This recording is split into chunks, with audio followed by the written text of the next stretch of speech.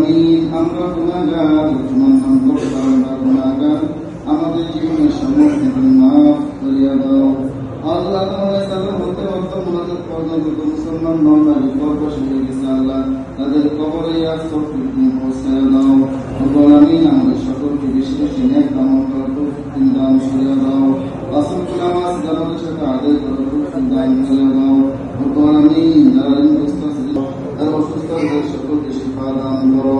রব্বুল আলামিন বিশেষ করে দোয়া আয়োজন করা হয়েছে যে ইনশাআল্লাহ জুলাই গণঅভ্যুত্থানে যারা দেশের জন্য শহীদ হয়েছে, আল্লাহ তাদের কবর আযাব মাফ করিয়া দাও, তাদের সকলকে তুমি জান্নাতবাসী করিয়া দাও।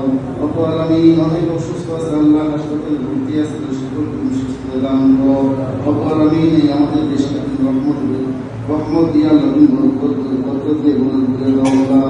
রব্বুল আলামিন যারা অসুস্থ আছে সকলকে তুমি শিফা দান করো, সকলকে তুমি সুস্থতা দান করো। রব্বুল আলামিন আল্লাহ যারা দেশের জন্য জীবন দিয়ে আল্লাহ শহীদ হয়ে গেছে, তাদের কবর আযাব তুমি মাফ করিয়া দাও, তাদের কবরে ইয়ার সব তুমি পৌঁছাইয়া দাও। রব্বুল আলামিন আমাদের সকলকে আল্লাহ মিলেমিশে সমাজে বসবাস করার তৌফিক তুমি দান করিয়া দাও। রব্বুল আলামিন আমাদের সকলকে তুমি মাফ করিয়া দাও।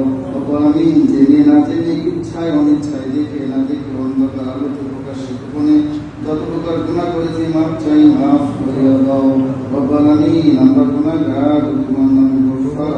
আমাদের মধ্যে মাতা পিতা, দাদা দাদি, নানা নানি, শ্বশুর শাশুড়ি, ভাই বোনেরা পরবশ হয়ে গেছে, তাদের কবরে আসর আছে, তাদের সকলকে নেক হায়াত দান করো, বেশি বেশি নেক আমল করতে পারে সেই তৌফিক তুমি দান করিয়া দাও।